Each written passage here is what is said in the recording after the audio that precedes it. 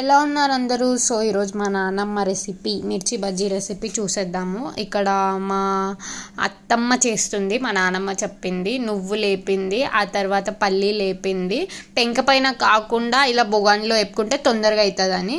So ఇక్కడ చింతపండు నానబెట్టి కొంచెం వేడి చేసుకుంది. వేడి చేసుకున్న తర్వాత దాన్ని పక్కన పెట్టేసి నువ్వులు ఇంకా పల్లి లేపినవి మిక్సీకి వేసుకోవాలన్నమాట. ఒకసారి అది మిక్సీకి వేసుకున్న తర్వాత మళ్ళీ మనము ఇది చింతపండు ఉంటుంది కదా, చింతపండు మనం వేడి చేసింది మళ్ళీ రెండు కలిపి మిక్సీకి వేసుకొని ఇలా మిరపకాయల్లో నింపుకోవాలన్నమాట. సో ఇదే నా లైఫ్. నేను కావాలని యూట్యూబ్ కోసమని నేను వేరేది ఏది చేయలేను. ఇదే నా ఇల్లు, ఇదే నా ఫోన్ కెమెరా. సో నేను నార్మల్గానే యూట్యూబ్లో వద్దాం అనుకుంటున్నా.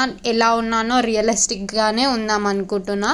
సో అందుకే నేను రియలిస్టికే పెడుతున్నా. ఎందుకంటే నేను ఒక 1 వీక్ 2 వీక్ యూట్యూబ్ కోసం అది ఇది చేసి కొత్త చేసి నేను నడిపించగలుగుతా, కానీ ఆ తర్వాత నేను ఏదో రియలే చూపించాలి కదా. సో అందుకే నేను ఎక్స్ట్రా ఏం చేయట్లేదు యూట్యూబ్ కోసం.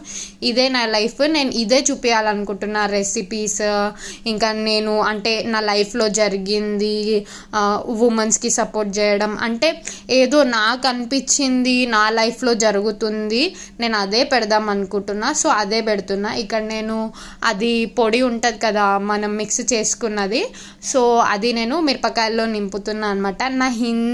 నేను హిందీలో పర్ఫెక్ట్ అనమాట. నాది తెలుగు కొంచెం వీక్ ఉంటుంది. సో మీరు అర్థం చేసుకుంటారు అనుకుంటా.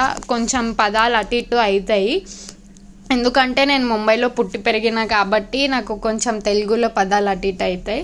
సో ఇక్కడ అన్నీ నింపి పెట్టుకున్నా అనమాట. నింపి పెట్టుకొని మా అత్తమ్మ మంచిగా బజ్జీలు వేస్తుంది.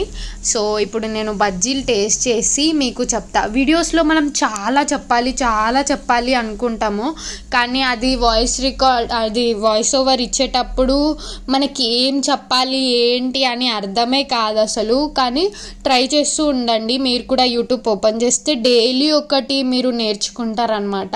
డైలీ ఒకటి అంటే నేను నేర్చుకుంటున్నా, థంబ్నెయిల్ ఎలా పెట్టాలి, ఎడిటింగ్, డైలీ ఒకటి నేర్చుకుంటున్నా. ఇక్కడ మా తాత రివ్యూ